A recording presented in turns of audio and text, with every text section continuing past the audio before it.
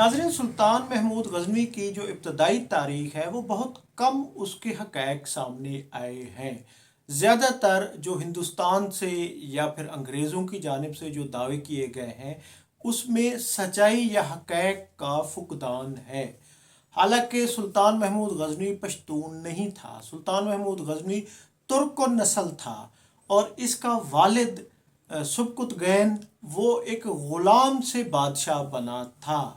जी हाँ, मैं उसकी आज तारीख़ पे चंद हक़ाइक़ आपके सामने रखता हूँ। सुल्तान महमूद गज़नवी का वालिद समानी सल्तनत के बादशाह अलबगैन का नाज़रीन ग़ुलाम था।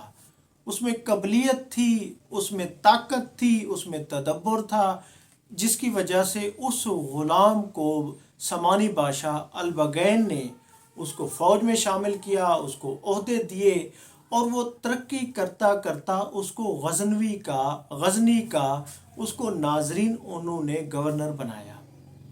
यानी एक ग़ुलाम को उन्होंने ओहदा दर ओहदा उसको एक गवर्नर बनाया।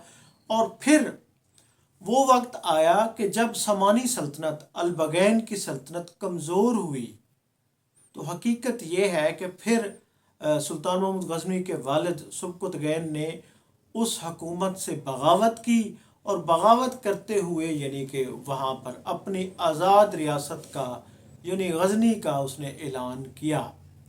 तो जो सुल्तान महमूद गज़नवी है वो अपने वालिद की वफ़ात के बाद वो बादशाह बने थे। यानी वो एक बादशाह के बेटे थे लेकिन उसका वालिद ग़ुलाम था और ये तुर्क लोग थे।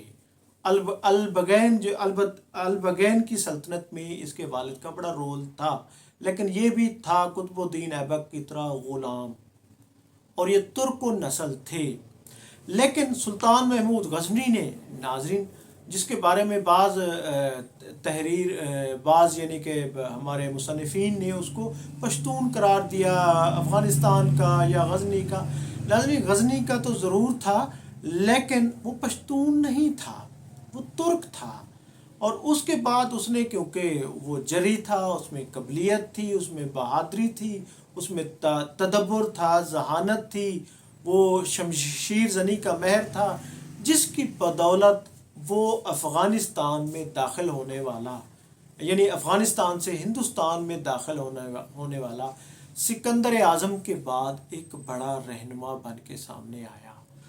और रही बात कि कुछ मुतनाज़ा चीज़ें कि कहा जाता है कि उसने हिंदुस्तान पर 17 हमले किए जिसके नतीजे में इस्लाम फैला हिंदुस्तान में, तो नाज़रीन इसमें कोई सच्चाई नहीं है, क्योंकि इस्लाम तो बरे सगीर में या हिंदुस्तान में खुद हिंदुस्तान के कई तारीख़दान जिसमें रुमीला थापुड़ लिखती हैं कि ये है कि वो मुसलमान ताजरों की बदौलत ही उसमें आया, हिंदुस्तान में आया, ना कि शमशीर जनी के बदौलत आया।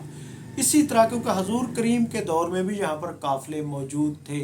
और नाज़रीन, ये भी हकीकत है कि जिस दौर में सुल्तान महमूद गज़नवी आके यहाँ सोमनाथ की मंदिर पर यानी कि उसका जब हमले हो रहे थे तो इधर भी कुछ उस वक्त भी मुसलमान मौजूद थे और मुखालिफ फ़ौज में भी थे। तो ये भी हक़ाइक़ हैं कि उस वक्त इस खित्ते पर मुसलमान मौजूद थे, ना कि कोई मुसलमान नहीं था। लिहाजा ये दावा तो गलत है कि इस्लाम हिंदुस्तान में तलवार की बदौलत आया। और फिर ये है कि कुछ लोग कहते हैं, जिसमें हमारे एक वज़ीर ने भी कहा है पिछले दिनों के, ये है कि सुल्तान महमूद गज़नवी एक लुटेरा था। नाज़रीन, यकीनन हमारे सियासतदानों को उनको तारीख़ पढ़ानी चाहिए, क्योंकि तारीख़ में भी बहुत ज़्यादा मुग़ालता है। कुछ हिंदू ने उस पर मुग़ालता डाला है और कुछ अंग्रेज़ों ने भी उसे अपने मकासद के लिए यूज़ किया है, उसको यानी कि लुटेरा लिखा है। हालांकि सुल्तान महमूद गज़नवी उस वक्त दौर के जितने भी बादशाह थे, नादिर शाह ने जो हीरा लिया था वो आज सल्तनत बरतानिया के पास है, कोहनूर हीरा। इसी तरह नादिर शाह भी तो यहाँ पर यानी कि यहाँ से हज़ारों टन सोना भी ले गया था, हीरे जवाहरात भी ले गया था, दौलत भी ले गया था।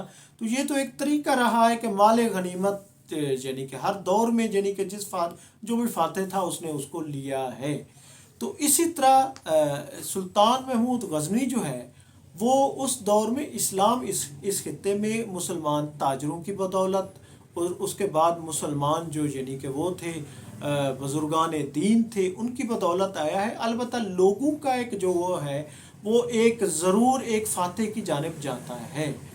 تو اسی طرح ناظرین کچھ غلط فہمیاں تاریخ کی کچھ ایسی وہ کہ جس کے بارے میں کہا جاتا ہے کہ وہ ایک لٹیرا تھا، اس میں کوئی حقیقت نہیں ہے. یہ تو خود انڈین ریٹر بھی رومیلا تھاپڑ کو اگر پڑھا جائے تو وہ ایک حقیقت سامنے آ جاتی ہے.